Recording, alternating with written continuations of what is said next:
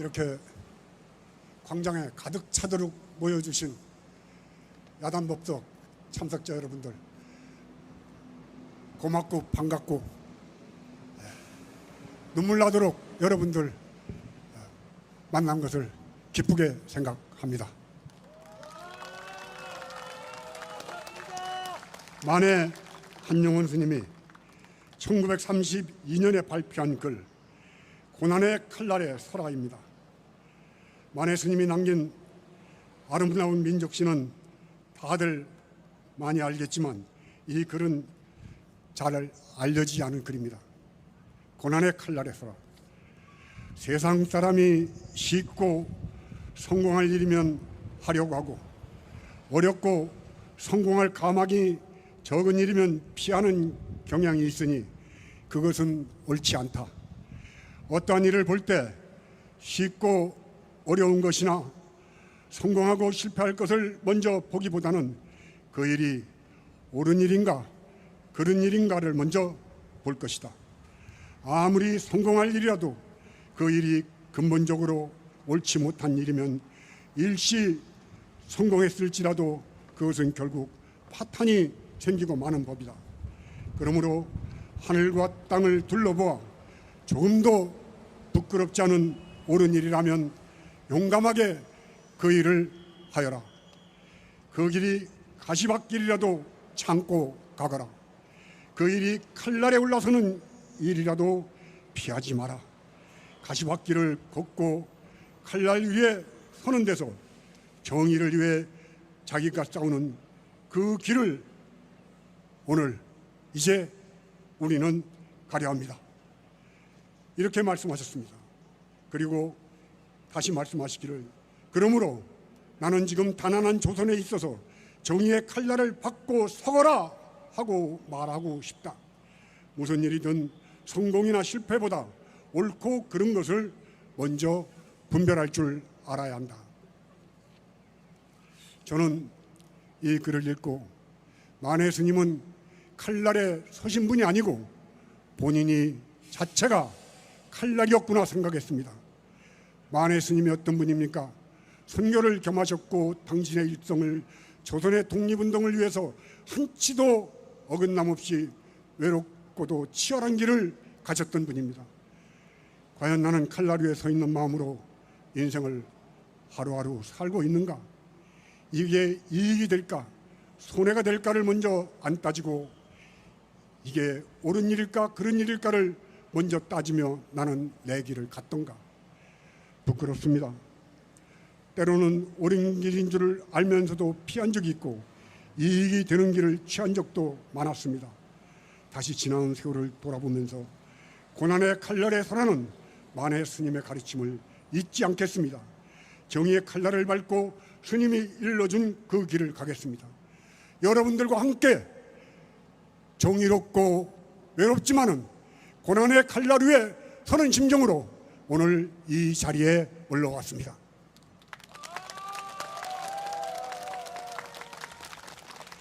가정의 달이라는 5월 첫날 사람이 죽었습니다.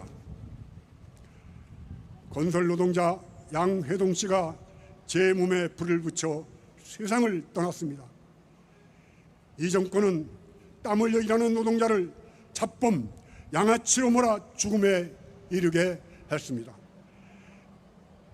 양회동 열사가 쓴 유서에는 제가 오늘 분신을 하게 된 건 죄 없이 정당하게 노조활동을 했는데 집시법 위반도 아니고 업무 방해 및 공갈이랍니다. 제 자존심이 허락되지가 않네요라고 적었습니다. 자존심, 인간으로서 자존심을 짓밟히면 사람은 절망의 나락에 떨어지게 되어 있습니다.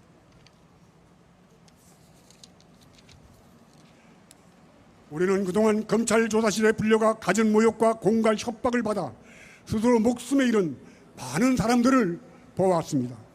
그중에는 대통령도 있었고 재벌 회장도 있었고 기업체 사장도 있었습니다. 정말 폭력배는 법을 가장해 사람들을 죽음으로 내보는 건폭이지 노동자가 아닙니다. 그럼에도 노동자를 건폭이라는 새로운 이름까지 장명을 해서 탄압하는 윤석열 정권은 즉각 저는 물러나야 된다고 생각합니다. 우리는 가장 깨끗한 마음으로 윤석열의 본질을 보고 그 불의한 것이 정직하게 맞섰던 양회동 열사의 말을 새기고 또 새겨보아야 할 것입니다. 죽음으로써 진실을 이야기하려고 했고, 그런 사람의 말을 듣지 않는다면 우리가 사는 세상은 짐승만도 못한 세상이 되고 말 것입니다. 윤석열 이자는 두 아이의 아버지이자 소중한 인간인 양회동 씨를 죽음에 이르게 해놓고 사죄도 추모도 없습니다.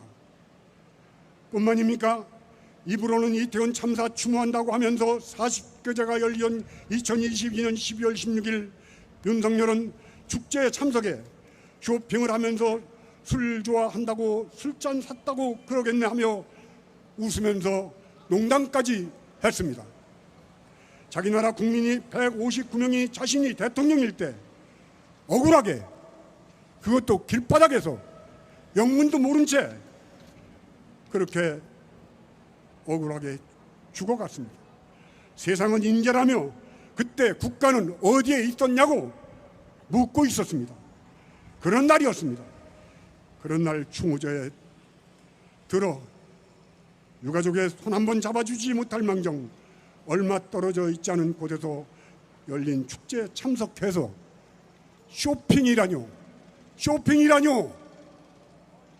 대통령의 자리가 어떤 자리입니까?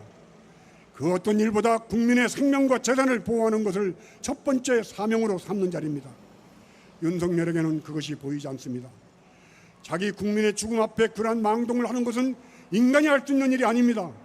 인간 인면수심이자 인간 말종들이나 하는 짓입니다. 더 이상 윤석열을 대통령이라 부르지 말아야 합니다. 저는 윤석열을 대통령이라고 부르지 않는 대신에 내 이놈이라고 부르겠습니다. 윤석열 내 이놈! 내 이놈 윤석열!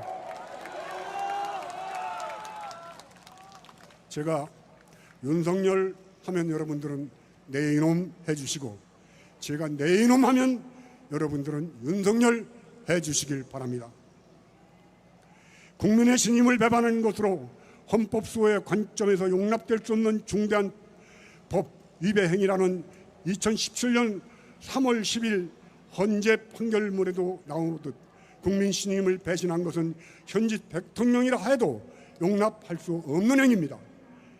2021년 9월 11일 대선 주자였던 윤석열은 대구를 찾아 위안부 피해자 이용소 할머니를 만나 일본의 사과를 반드시 이끌어내고 할머니들이 마음의 상처를 받았던 것을 다 해드리겠다, 사과를 받아들이겠다고 약속한 바 있습니다.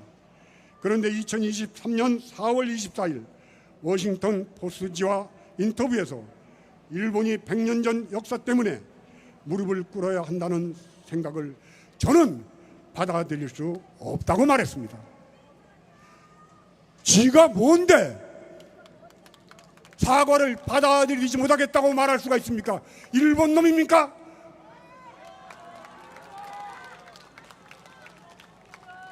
앞에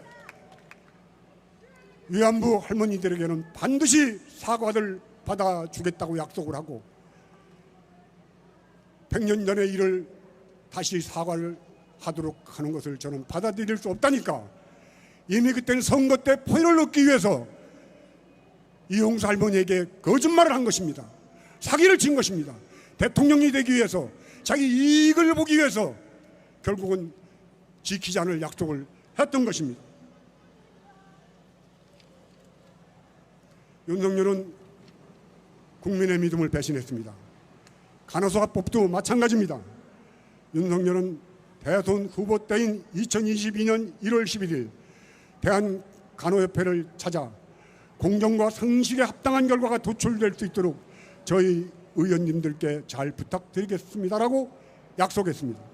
그런데 어떻습니까? 국민을 또 속였습니다. 국민을 배신했습니다. 정치를 하다 보면 공약을 못 지킬 수도 있습니다. 그러면 어떻게 합니까? 이러저러한 사정으로 공약을 지키지 못하게 돼 죄송합니다라고 고개를 숙이고 사과해야지 됩니다. 그런데 윤석열은 자신은 아무런 잘못이 없으며 공약 파기도 아니라고 합니다. 이건 사기입니다. 대국민 사기입니다. 국민에게 사기를 치는 윤석열, 내 이놈! 대통령직에서 당장 물러나라! 5.18도 마찬가지입니다. 대선 때는 5.18을 헌법조문에 수록하겠다고 약속했습니다. 그런데 지금은 언제 그랬냐는 식으로 외면합니다. 뻔뻔합니다. 5.18 광주가 어떤 것입니까?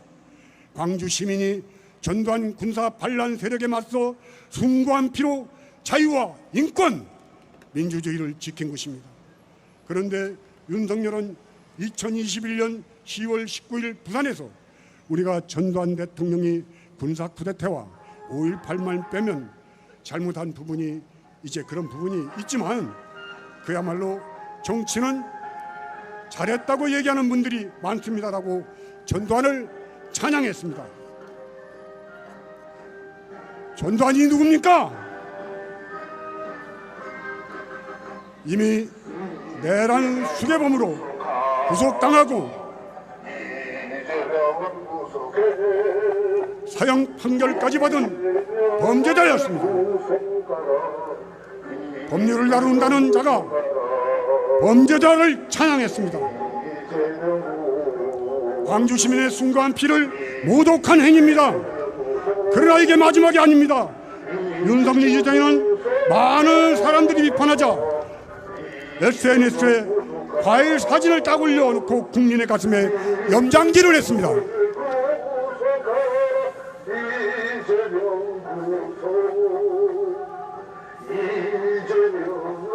윤석열은 공정과 상식의 대명사가 아니라 몰상식과 파렴치의 대명사입니다. 그가 찬양하는 전두환, 이명박을 합친 것보다 훨씬 나쁜 놈입니다. 고의적으로 국민을 속인 윤석열은 사기범입니다. 사기죄는 형법 제347조에 나오듯이 사람을 기망하여 재물의 교부를 받거나 재산상의 이익을 취득한 자는 10년 이하의 징역 또는 2천만 원 이하의 벌금에 처한다고 되어 있습니다. 사기꾼 범죄자 윤석열 이놈은 자기 혼자 사기꾼이 아닙니다. 장모와 부인까지 주식을 통한 범죄와 사기, 부동산을 통한 범죄와 사기를 일삼는 가족 사기단입니다. 온 가족이 똘똘 뭉쳐 국민들을 대상으로 사기를 치고 거짓말을 하고도 부끄러워할 줄 모르는 파렴치한 그런 사람들입니다. 이런 자를 어찌 대통령이라 부를 수 있겠습니까? 저는 이렇게 부릅니다. 윤석열! 내 이놈! 대통령직에서 즉각 물러나라! 정치는 말로 합니다. 리더의 말은 천근같이 무거워야 합니다. 그런데 윤석열이라는 자의 말은 어떻습니까? 2022년 9월 21일 미국 뉴욕에서 윤석열은 국회에서 이 새끼들이 승인 안 해주면 바이든이 쪽팔려서 어떡하나라고 미국 국회의원들에게 이 새끼라고 욕을 했습니다. 바이든이냐 날리면이냐가 이것도 중요한 문제지만 대통령이라는 자가 외국에 나가서 동맹이니 혈맹이니 하는 미국의 국민들을 대표하는 국회의원을 향해서 이 새끼들이 승인 안 해주면 날리면 어떡하냐 이렇게 얘기를 했다고 거짓말을 합니다. 이 새끼들은 미국의 지역 국민들이 뽑아오는 국회의원들입니다.